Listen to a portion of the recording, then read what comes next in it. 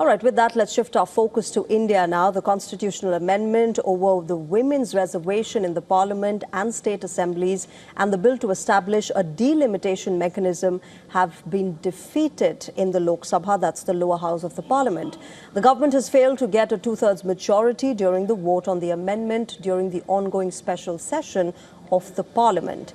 The Lok Sabha voted on the constitutional amendment. It was about implementing women's reservation in elected bodies such as the Parliament and state assemblies.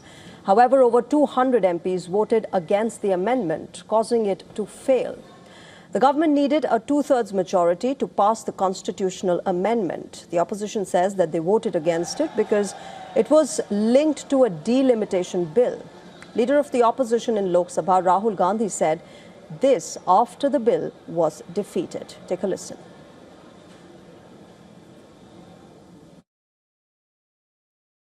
Constitution पर attack था, संविधान पर आक्रमण था और इसको हमने हरा दिया है, तो अच्छी बात है।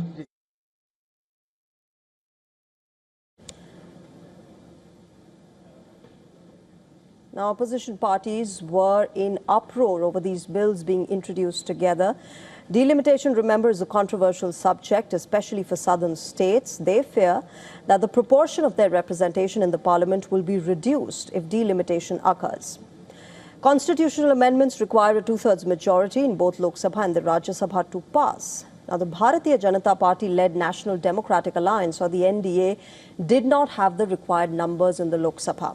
Ahead of the voting on the bills, Prime Minister Narendra Modi made an appeal to parliamentarians to allow them to pass these bills.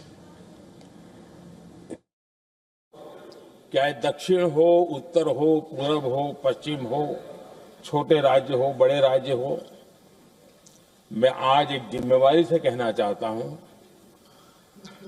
कि निर्णय प्रक्रिया किसी के साथ भी भेदभाव नहीं करेगी।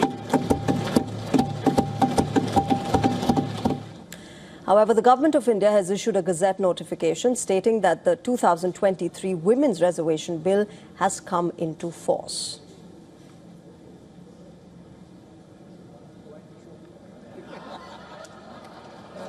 So we don't get that.